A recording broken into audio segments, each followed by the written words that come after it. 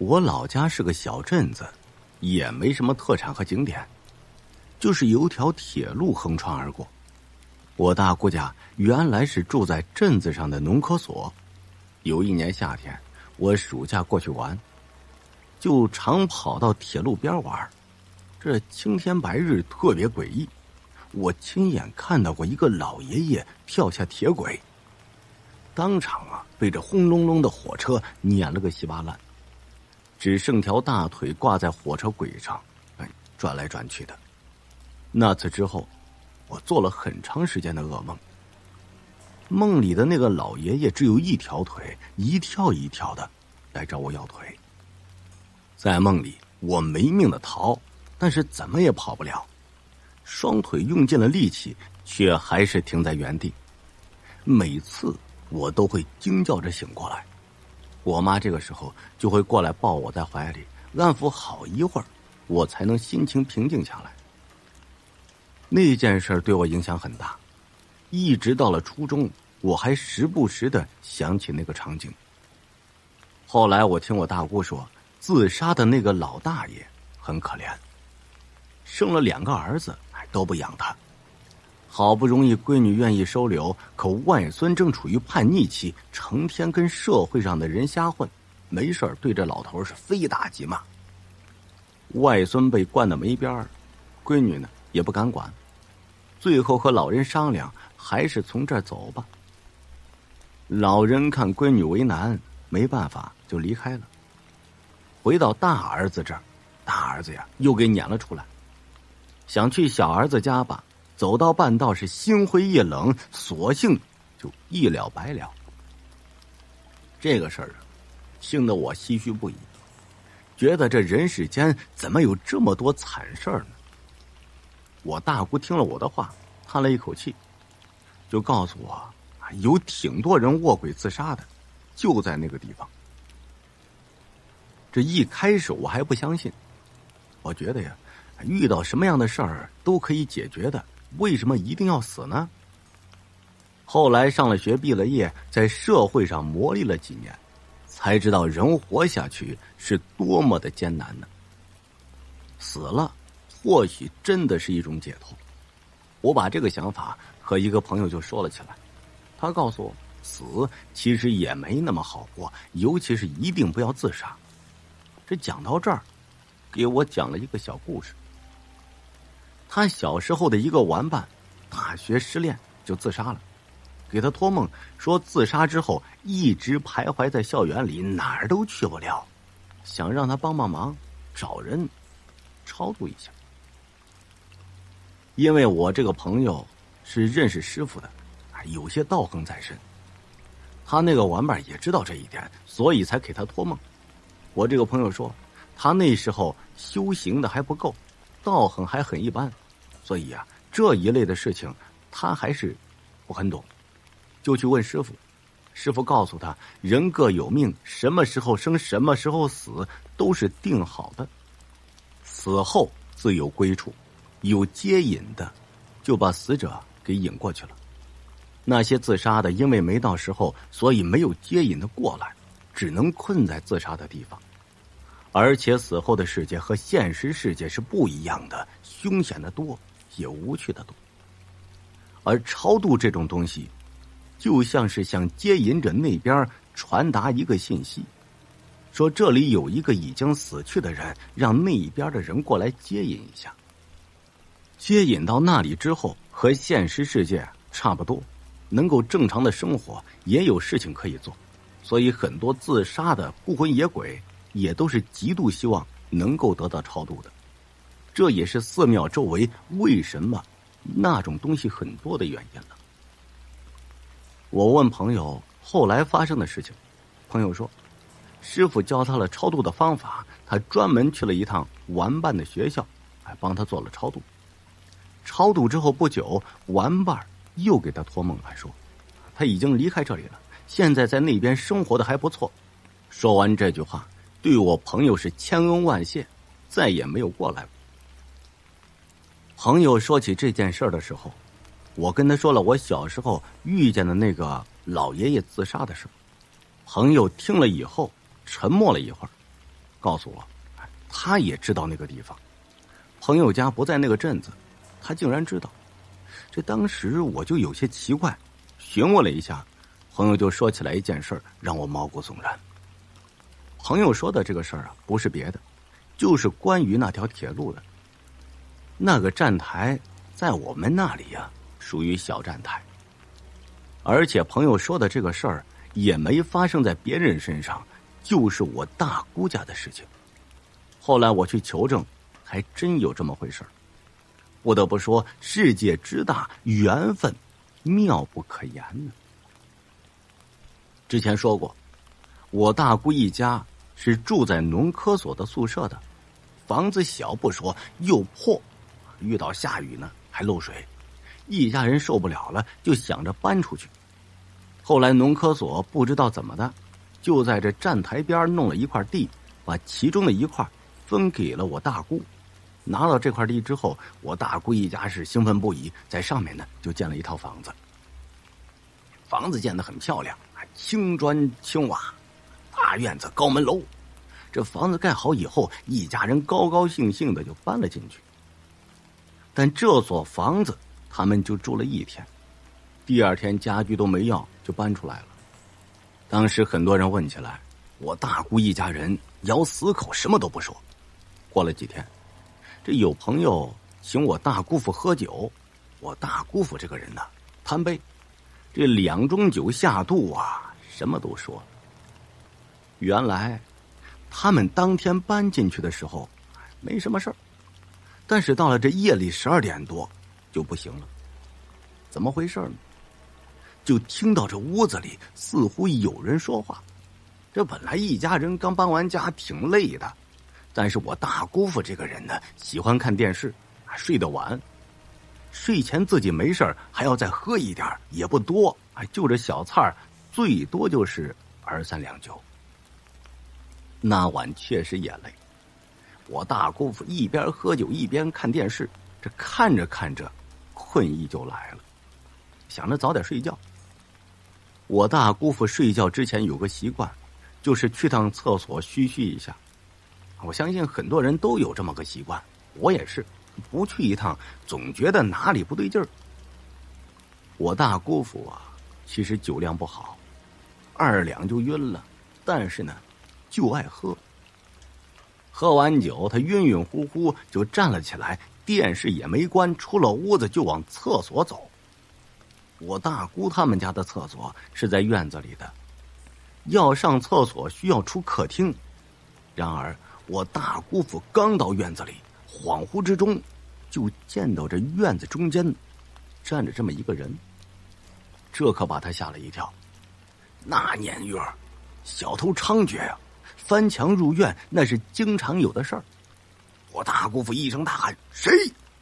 一边喊一边开门灯，可是门灯打开之后，这院子里呀却是空无一人。他这一声喊叫把我大姑也惊醒过来。我大姑睡的是懵懵懂懂的，听到我大姑父的喊叫，从床上坐了起来，本来想去拉灯的，可在床边摸索了一下，灯绳没摸着，摸到了一只冰冷的手。那手冷的就跟冰块似的，我大姑被冻得一个激灵，一下子就清醒过来，但这一下被吓得呀，在床上就不敢动弹了，哆哆嗦嗦的喊我大姑父的名字。我大姑父正站在门口寻思呢，刚才是不是看错了，忽然听到我大姑叫他，晕晕乎乎的走进屋，拉开灯一看，只见我大姑脸色惨白，裹着被子不断的哆嗦。我大姑父看他那样，就问他出了什么事儿。我大姑被吓得魂不附体，跟我大姑父说这屋里呀有人。我大姑父看他那个样，就说道：“你该不会是睡迷糊了吧？”我大姑从床上爬起来，拉着我大姑父的手说道：“真的有人，刚才我摸到一只手，就在这床边上，冰冷冰冷的。”我大姑父听我大姑这么一说，连忙趴下去找，可是都是新搬来的床，这床底下空空如也，什么都没有。更别说人了。床底下没有，这衣柜里也没有，桌子底下更不用说了，一眼都看完了。我大姑父在这里翻箱倒柜，忽然听到一声尖叫声，把他吓了一跳。他爬起来，和我大姑面面相觑，然后一起跑到我表姐房间门口，推开了房门。我表姐在屋里啊，听到房门哐当一声打开，吓了一跳，看到是我大姑和大姑父，连忙从床上爬起来，扑到我大姑怀里，说屋里呀有个小孩。小孩？我大姑父就疑惑地问道。我表姐点了点头，跟我大姑父说，刚才我睡得迷迷糊糊，感觉有人在摸我的脸，我以为是弟弟，可睁开眼一看，发现是一个满脸是血的小孩，这个子小小的，头发乱糟糟的，正蹲在床上看着我，这我才尖叫一声。可能是他叫声太响了，把那个小孩给吓跑了。然后这大姑和大姑父就进来了。我表姐这么一说，我大姑父夫妻俩就开始觉得不对劲儿了。怎么不对劲儿呢？啊，你说这怎么3个人都看到了人？想到这儿，两口子一下子就想起了表弟来。那时候表弟才7岁，过完夏天就要上学了。两口子想到这儿，一起向我表弟的房间跑去。好在表弟的房间就在表姐的旁边，3两步就到了。可是到了房间跟前，我大姑父一推门没推开，这可把他吓了一跳。我大姑看到我大姑父的表情，问道：“还怎么了？”我大姑父说：“门锁了。”我表弟今年啊刚分房睡，虽然年纪小，但也还挺懂事的。但是我大姑怕小孩小，一个人睡在房间里害怕，所以就算分房睡了，门一般也是不关的。但是今天刚搬到新房，这房门不光关了，里边还锁了。更何况这大夏天的，门锁着不热吗？这可把我大姑吓坏了。这大半夜的，大姑怕吓着孩子，所以只能在门外轻轻地喊我表弟的名字。但是喊了一会儿，我表弟没有答应。我表姐就猜测说，在里边睡着了吧。我大姑心里焦急，就说道：“就算睡着了，也能听见我喊他呀。”我大姑急的是团团转。我大姑父也没办法，想一脚把门踹开。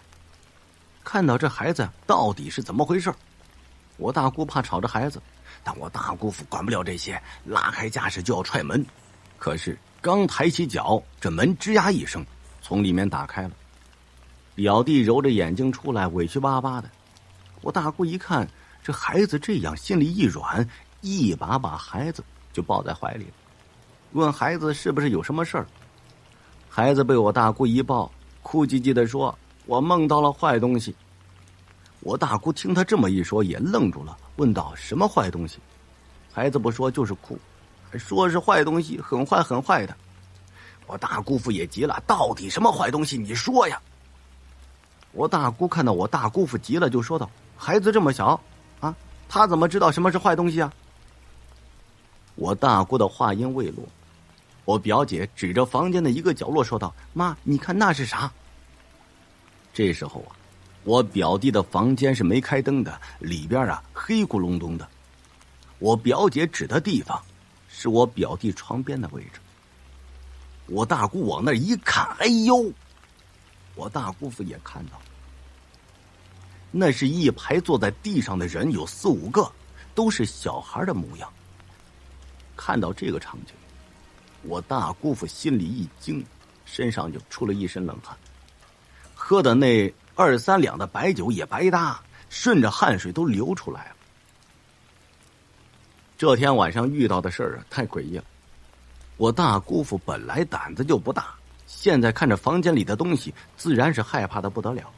但孩子在跟前呢，自己不撑劲儿不行啊。就在我大姑父要开灯的时候，我表姐一个箭步冲过去，咔嗒就拉开了灯绳。这灯一亮，却发现这房间里什么都没有。3个人都奇怪了，这本来清晰无比的4、5个人，眼睁睁的看得清清楚楚，现在怎么都没了呢？我表姐其实胆子也不大，脑海中想到了什么，颤巍巍的就问我大姑说：“妈，该不会咱们家闹鬼吧？”我大姑本来就惊魂未定，对我表姐这么一问，连忙就呵斥道：“哎呀，瞎说什么呀！”可我大姑这句话没说完，这耳中顿时听到了一阵凄凄惨惨的哭声。那哭声并不清晰，隐隐约约的，似乎就在院子的外边。本来表姐这么一说就够吓人的了，现在这哭声一起来，我大姑也害怕了，颤声的就问我大姑父：“谁家女人呢？怎么哭得这么惨呢？”我大姑父啊，心里也惴惴，抹了一把脑门上的汗，就说道：“你都不知道，我怎么知道啊？”大姑也站起来，就顺带着把表弟也抱起来，说道：“是不是王四家的？”王四是新宅西边的邻居，是开五金店的，和我大姑父一样喜欢喝酒。但是王四喝酒没量不说，也没品，喝多了就打媳妇儿揍孩子，他媳妇儿经常在夜里哭，还听着瘆人。不过王四那院子离我大姑家这里挺远的，少说也有180米，怎么传得过来呢？我大姑这么说完，就忽然听到院子外边的哭声更响了，听着动静不像离得那么远，倒像是就在院子外边。我大姑是越听越害怕，让我大姑父出去看看。我大姑父看看媳妇儿，看看我表姐，抹了一把脸，心里120个不乐意，拿着手电筒扭扭捏捏的就出了门了。可是刚来到院子里，他就不愿意往前走了。那时候是大夏天，夜里这院子里莫名起了一阵凉风，吹得他身上一哆嗦，起了一身的鸡皮疙瘩。家里出了这么些事儿，刚才他也在院子里看到一个人。虽然不知道这些事儿究竟是怎么回事，但是想起女儿的话，这大姑父心里也犯嘀咕。这阵凉风一吹，他再也不愿意往前走一步了。我大姑在屋里看他不动，就喊他的名字，问道：“你杵在那儿干什么呢？相面呢？”我大姑父被我大姑这么一催，心里烦得不得了，就说：“看鬼呢。”本来呢，我大姑父这句话就是心里烦躁，随口一说，谁知道说出来之后，忽然觉得这院子里又起了一阵风，这风起得莫名其妙，也不知道从哪里吹过来的，吹到人的身上一个劲儿的打寒颤，跟寒冬腊月似的。加上这院子外的哭声，我大姑父心里是一阵的发毛。就在这个时候，一个叹息声重重的在我大姑父的耳边就响了起来。那叹息声又老又重，随着那叹息的声音，还有一股子生烟叶的味道直冲脑门。闻到这个味道，我大姑父一下子想起来一个人，顿时就站在那里不敢动弹。怎么闻到烟叶就能想到个人呢？原来啊，在我们那个地方，就算是再穷的人，也能买上2个烟抽抽，除非穷到尽了，才自己种烟叶抽。而那个在镇上最后一个抽旱烟的，就是我见的那个卧轨的老爷爷。这个镇子呢本来也不大，而这个老爷爷是镇上的老居民了，还特别可怜，几乎谁都认识他。这老爷爷没有别的爱好，就喜欢抽2口，因为是多年的老烟枪，这卷着烟抽，说没劲儿不说，对于他来说啊也太贵了。所以这个老爷爷平时抽的都是捧着旱烟袋子抽。他这个烟叶子很冲，抽的久了，就算平常不抽烟，站在他旁边的人也能闻到的一股子烟叶的味道。这个味道啊，可以说是独一无二的。所以我大姑父闻到这个味儿，一下子就想起了这个老爷爷。可是这个老爷爷已经卧轨自杀了呀，还是我亲眼所见，而且这事儿镇上的人没有不知道的。我大姑父想到这个可能，机灵灵的打了个寒战，连忙跑回屋子里，拿着手电筒就往外四处照了几下。手电到处空荡荡的一片，什么都没有。我大姑看到我大姑父这副模样，连声问怎么了。我大姑父脸色发白，跟我大姑说老孙回来了。我大姑一听，问道：老孙？哪个老孙呢？我大姑父脑门上的汗直流，就说：道西的那个孙金海呀。我大姑抱着表弟，听得眉头直皱，说：你可别胡说八道，老孙不是死了吗？他这话一说出来就后悔了，因为他听到了那声叹息声，还有那股子老烟油的味道。我大姑给老孙送过几回菜，很熟悉那个味道，一闻到那个味儿就知道我大姑父说的不假，当时就怕了。让我表姐把怀里的孩子抱到房间里，然后颤抖的声音说道：老孙呐，我可没害你啊，你活着的时候我没少照顾你，你可不能害我呀。大姑这句话一说完，就听耳边又是一声叹息，这声叹息更加的沉重，仿佛带着无尽的愁苦。听到这个叹息声，我大姑更加确定这就是老孙了，因为这声叹息声她听了无数次，每次和老孙聊天，这老孙说到最后总会来这么一声。不过我大姑都会安慰他，没什么过不去的坎儿，日子会越来越好的。虽然总是这么说，但最后啊，还是没阻碍得了老孙寻短见。听到老孙这声叹息，我大姑惶恐极了，对着空气说：老孙，你在那边缺什么短什么，你托梦跟我说，你别吓唬我呀。我大姑说着话，忽然就住嘴了，因为他听到老孙在他耳边说了一句话。我大姑没少跟老孙打交道，一声叹息他都能听出来是这个人了，更何况老孙还说话了。他当时就慌了，拉着我大姑父说：咱们呢别在这住了，快走吧。我大姑父害怕归害怕，还没怕到搬家的地步。听到我大姑这么说，当然是不同意的。这可把我大姑给急得够呛，拉着我大姑父说：你这个人怎么不听我的呢？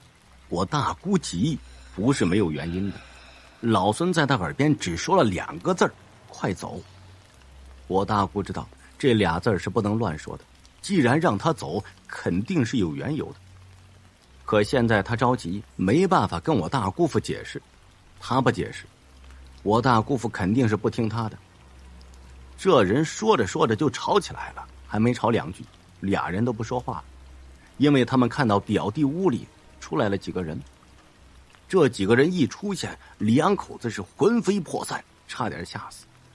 与此同时，我表姐抱着我表弟鬼哭狼嚎的从屋里就跑出来了，看到我大姑嗷嗷的叫着说屋里有鬼。这边话没说完，看到我表弟啊，这屋里出来的几个人吓得一句话都说不出来了，站在那儿不敢动弹。这时候还得是我大姑啊，一把抱起儿子，又扯着闺女，喊着愣神的丈夫，一溜烟的就出了院子。我就问我朋友，当时我大姑看到了什么？我那朋友说，看到了几个人只有半截身子在地上爬。我又问，那我表姐看到的是什么？我那朋友摇了摇头说不清楚。后来这事儿我问过我的表姐，她告诉我，那天夜里她看到的是半个人从墙里钻出来，连夜从新房子里逃出来，一家4口又回到了农科所。我大姑和大姑父一合计，这新房刚建好1天还没住呢，就跑了出来，怎么想都不划算，是不是得想点办法？2口子合计来合计去，想到一个人，我奶奶村里的田先生。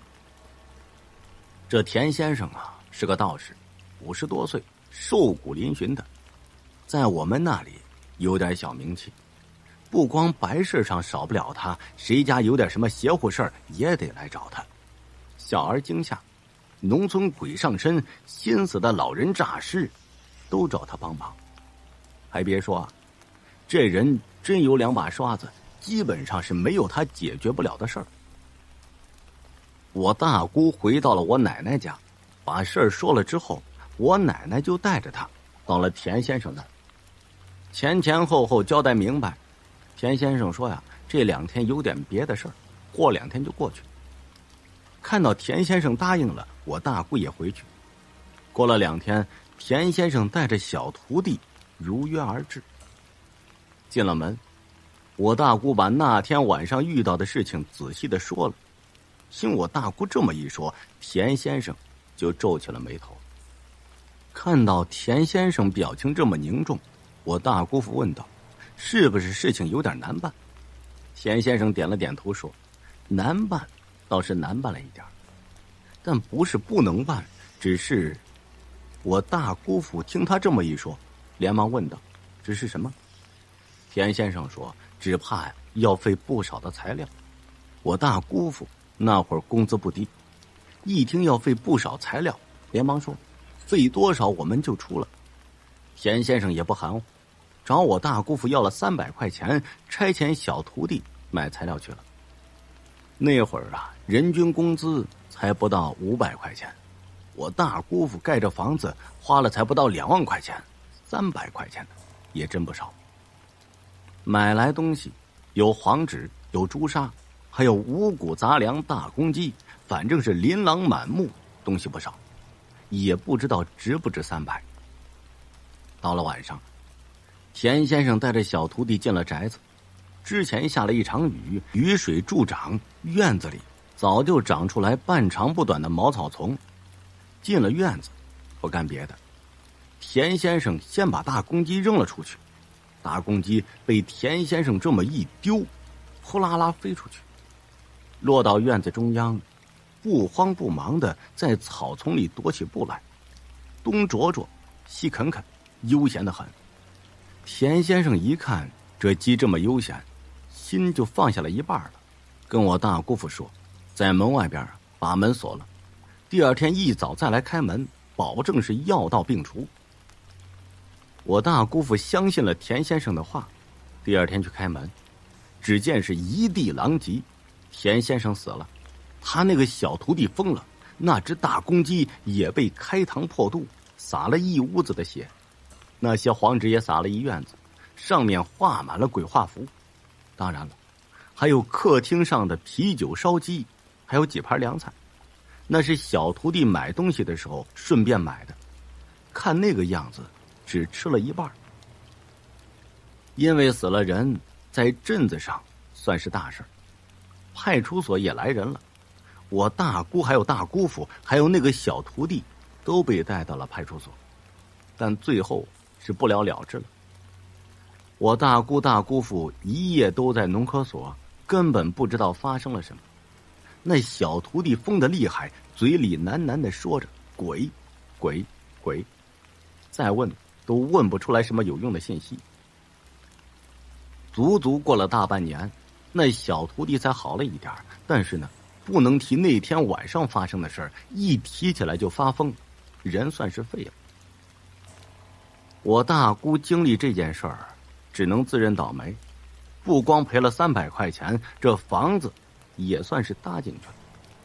好好的一个大宅子就这么扔在那儿，不过好在家具拉回来了，大白天喊了10几个青壮年一起去的，咋咋呼呼的搬出来的。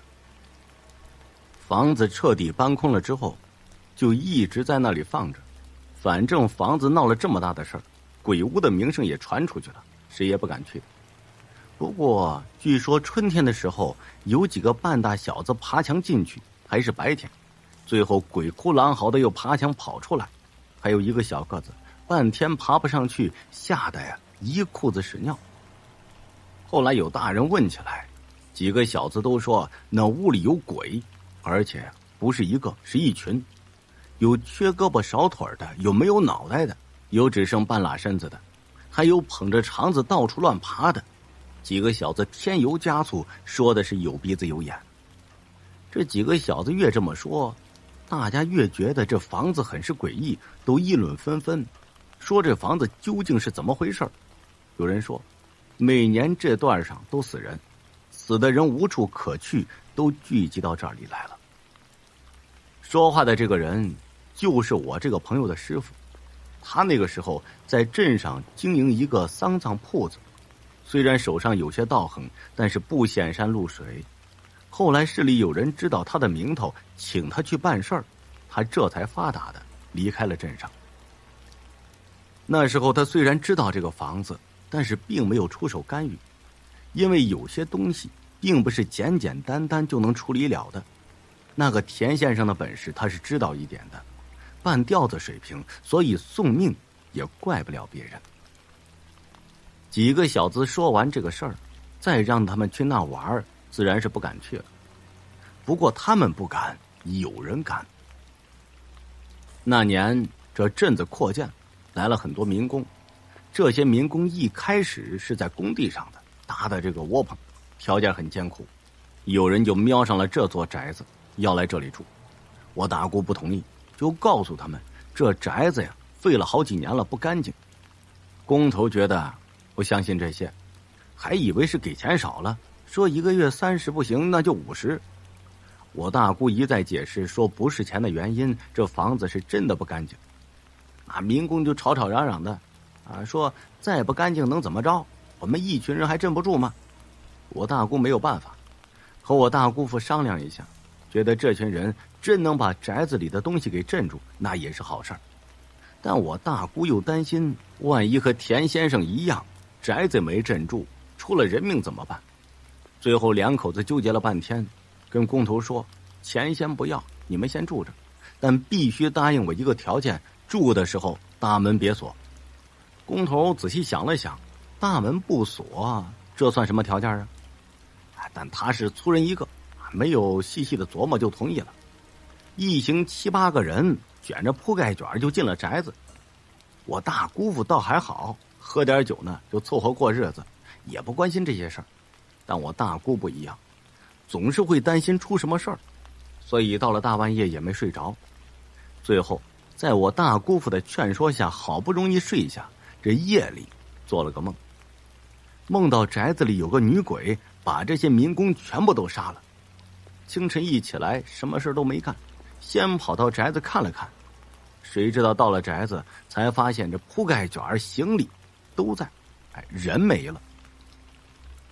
我大姑就奇怪，到工地一问才知道这7、8个老爷们儿还真遇到了事儿。原来这几个人到房子那里简单的打扫一下，又烧了火，又做了饭，炖了2菜，还买了2瓶酒，大快朵颐之后，展开铺盖卷就准备打扑克。这几个民工都是外地来的，打的是斗地主，4个人玩的那一种，其余的人在旁边看热闹。几个人玩了一会儿，其中一个人忽然觉得有点不对劲儿，自言自语道：怎么多了一个人呢？工头听人这么说，多了一个人，抬头一看，打牌的4个，看热闹的3个，不解地问道：哪里多了？那个民工说：你身后那个是谁呀？工头听他这么一说，回头去看，却发现身后什么人都没有，以为那个民工在开玩笑，笑着踢了他一脚，说道：你再胡说八道，老子弄死你！谁知道他这么说完，那个民工很不解，就说道：你踢我干嘛呀？谁胡说八道了？民工这么一说，工头有点不高兴，就说道：老子说你胡说八道，你还不乐意了？老子身后哪有人呢？他这么一说，其他2个打牌的还有3个看热闹的直直的看着他，都是一脸的困惑。这工头被这几个人看得有些发毛，回头又看了一眼，谁知道这一眼差点把他吓死。他身后确实没人，但他看到一个黑影就站在他的旁边，但仔细一看，又什么都没有。工头被吓得一声怪叫，其余几个人也吓了一跳。刚才明明看到一个人呢，怎么现在又没了呢？出了这么一档子事儿，几个人打牌的心思就没了。工头惊魂未定，就问道：刚才你们看到没有？几个民工其实刚才也看到了，但因为这屋里只有一个15瓦的小灯泡，也不亮堂，所以工头身后站的人什么模样也没看清楚。但工头一声怪叫之后，那个人就凭空消失了，这把几个人给吓了一跳。7、8个人一合计，其中一个胆子比较小，就说道：“之前房主说这房子不干净，不会真的有什么不干净的东西吧？”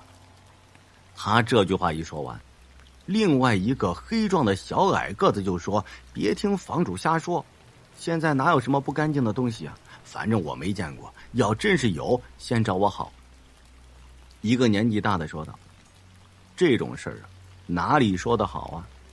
话可千万不能乱说，万事小心一点好。”小矮个子就呛呛他：“这里就咱们几个人，小心谁？你说啊，要是这屋里有鬼，那最好是个女鬼，半夜来钻我的被窝，我搂着她睡。”小矮个子这么一说，大家哈哈都笑了起来，气氛也轻松了一些。工头看了看时间，就招呼说道：“还不早了，睡觉睡觉，明天还得早起干活呢。”说着话，自己先倒下睡了。工头一睡，其他几个人也纷纷钻进了被窝，都休息起来。这些人白天干了活，晚上又喝了酒，钻进被窝之后，纷纷的呼呼大睡起来。不知道睡了多久，那个矮个子朦朦胧胧觉得这被窝里有个人，伸手去摸到了一个冰冷冷的脑袋。他也睡懵了，摸着这个脑袋的长头发，还以为自己在家里呢，被窝里是自己的老婆，就想着拽到怀里温存温存。可是顺着脑袋往下一摸到脖子那里，却什么都摸不到。这一下，小矮个子睡意全无，猛地一下惊醒，才想起来自己现在在哪儿。黑暗之中，他在夜里不敢动弹，又细细的摸了摸那个脑袋。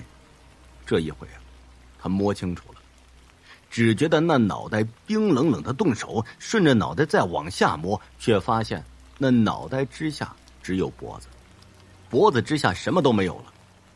这下他害怕了，嗷的一声就叫起来，然后迅速的从被子里就窜了出来。这一下呀，这一屋里7、8个人全都惊醒了。工头听出来是他，嘟嘟囔囔的喊他名字：“大半夜的你不睡觉，在这嚷嚷啥呢？”小矮个子吓得浑身发抖，声音也哆哆嗦嗦起来，说：“我被窝里有个人。”他这句话说完，还有人打趣：“你不是说要是女鬼就去找你吗？”这个人这话一说，其他人跟着都笑了起来。那小矮个子被吓坏了，颤抖着声音就说道：“我被窝里的那个不是人，是一个头。”他这么一说，其他人也不说话。工头腾的就坐起来，伸手拉开了电灯，这灯一亮，其余几个人也纷纷睁开了眼睛。一看那个小矮个子脸色煞白，一脑门的汗。工头也不问小矮个说了什么，噌的一下爬起来，3、2步跑到小矮个子铺盖那儿，把被子用力的拉开。这被子一拉开，里边是空空如也，哪有什么脑袋？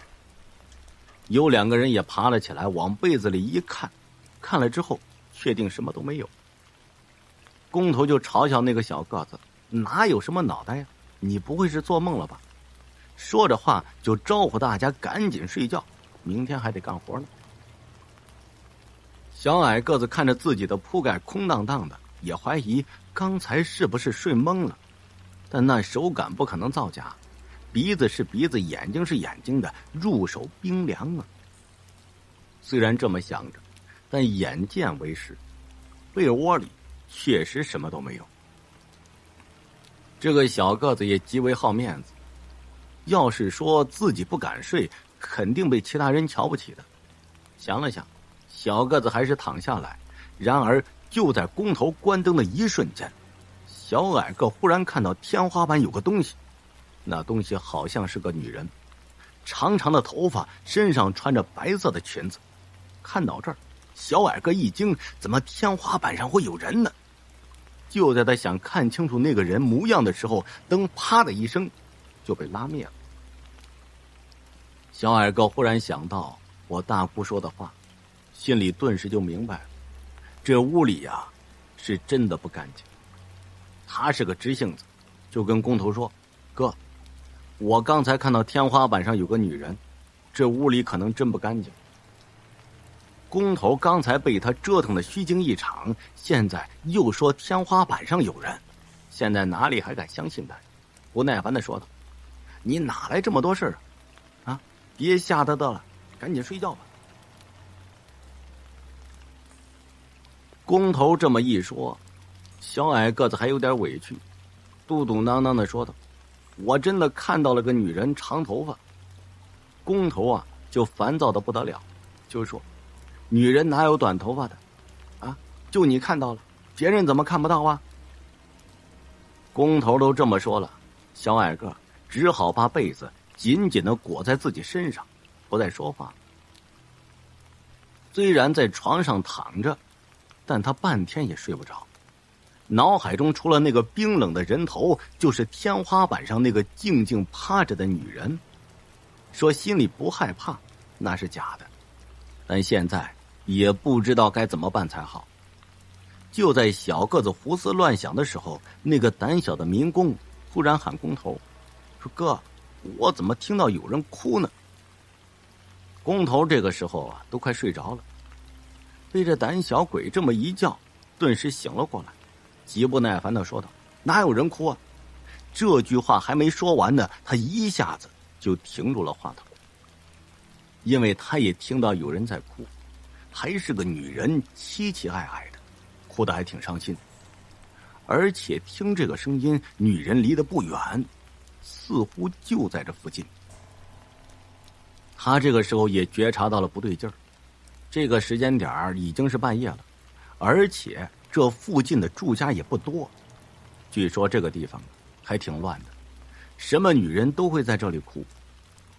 工头正寻思着，小矮个说话了：“哥，咱们还是走吧，我还是觉得这屋子挺不对劲儿的。”工头这个时候也冷静下来了，起身看了看时间，11点半，他沉声说道：“凑合一晚上吧，真有事儿明天一早就走。”他这句话说完，胆小鬼说道：“哥，要不咱们还是走吧，我怎么觉得那个女人就在院子里呢？”工头听胆小鬼这么一说，仔细听了听，还真听到了那个女人的哭声近了一些。听那动静，似乎就在院子里。大家听女人这么一哭，都有些紧张。其中一个年轻的胆子比较大，听到小矮个和胆小鬼说了这么多，早就烦了，咋咋呼呼爬起来就骂道：“我就不信了，又是鬼又是混的，到底能把我怎么地？”这个人说完话以后呢，裤子也不穿，就穿个短裤就出去了。推开门，这人就到了院子里，就大声骂道：“哭你妈的哭！你哭不在家哭，跑到这里哭个鸡巴毛啊！”这里面的人听到这人骂了2句，然后又听到这人大吼一声：“哎呦我操！”紧接着鬼哭狼嚎的就跑了回来，一进门什么事也没干，紧紧的把房门关上，然后倚着大门大口大口的喘着粗气。这时候工头已经把灯打开了，只见这人的脸色比矮个子脸色还要苍白，脸上的表情满是惊恐。大家伙见他这样，都寻思这到底这哥们儿遇到了什么事儿，能吓成这样。工头先开口了，就问道：“你看到了啥？怎么吓成这个熊样啊？”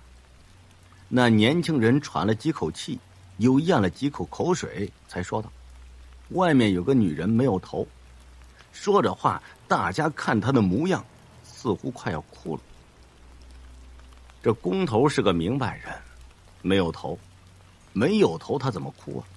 年轻人咧着嘴说：“头在他手上捧着呢。”年轻人这么一说，大家身上是一阵阵发冷，都觉得这事儿啊实在是太害人了。不过还有不信的，就问他：“你可千万别开玩笑。”还有的说：“外面那么黑，你是不是看错了？”年轻人摇了摇头，是大月亮地儿，我看得清清楚楚。那女人就蹲在这磨的旁边，抱着脑袋。年轻人的话没说完，胆小鬼忽然指着窗户说：“哥，你快看，窗户那是什么？”这工头听胆小鬼这么一说，往窗户那看了一眼，这魂儿差点飞出去。只见在电灯昏黄的灯光下，一个没脑袋的人，两只胳膊抱着脑袋，正趴在窗户那儿，往这里边看。工头看到这个女人，哎呀一声，一屁股就坐到地上，差点就没起来。等他坐起来再去看的时候，那个女人早就没了。他惊魂未定之下，下意识的就说出了一句话：“你们都看到了吗？”别人没有说话，胆小鬼点了点头，说看到了。其实大家都看到了，而且被吓得不轻。缓了一会儿之后，小矮个说道：“哥，这里真不能住了，咱们赶紧走吧。”工头其实也想走的，可是那个没头的女人就在院子里，哪里敢出去？可是不出去吧，要在这里待上一夜，那也不行啊。工头这么想着，还没说话，一个年岁大一点的把他的想法说了：“女人就在院子里呢，咱们怎么出去啊？”小矮个说道：“不出去不行啊，天花板上还有一个呢。”这小矮个不说还好，这句话一说完，几个人齐齐的往天花板上看过去。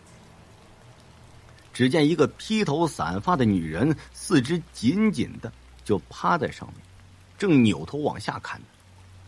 最可怕的不是这个，那趴着的女人身边还趴了4、5个小孩，这些小孩一个个是奇形怪状，不是多了个脑袋，就是肚肠子挂了下来，还有只有半张脸的。几个民工看到这幅场景，再也忍不住了，嗷嗷叫着拉开门就跑了出去。几人跑出了房子之后，一个个吓得没有人样了，也不管院子里头有没有女人，争先恐后的就跑出了院子。出了院子，几个人也不敢停，一溜烟的到了工地。这时候工地的人已经睡着了，看着几个人回来还挺奇怪的，可是几人回来之后发现少了一个人，少的不是别人，就是那个胆小鬼。可是这大半夜的经历了这样的事儿，几个人也不敢回去找。可是不回去找吧也不行，就纠结了10几个人，拿着手电筒，拿着棍棒，在回去的路上就碰到了胆小鬼。胆小鬼被吓得腿软，跑3步倒回去2步，所以别人都跑到工地上，他才跑出去没多远。而且看着大家越跑越远，他吓得不行，都尿裤子了。现在看到有人来接，这才缓过劲儿来。这件事情之后，这房子闹鬼的事儿弄得镇子人尽皆知，最后这房子就被封了。但是封了之后，这里反而变本加厉，越来越凶。我朋友那个师傅告诫众人说，段上自杀而死的人无处可去，这房子风水也不好，聚阴，所以都聚到这里了。没事的话，千万不要到这里来。我朋友跟我说，后来这地方越闹越厉害，不只是晚上闹，白天也是鬼影幢幢的，闹到我们市都知道了。当时铁路闹了一档子事儿，领导就想把这片地给开发了，搞房地产。但这个院子的事儿，就找到我朋友的师傅，想把这个麻烦给解决了。朋友的师傅早知道这个地方，这回来也算是衣锦还乡，也想帮着镇上解决这个麻烦。可是仔细看了之后，就说这里治不了，必须要提供这么一个地方安顿那些死亡之人，不然以后事儿会更大。领导听了他的话，最后也只好作罢了。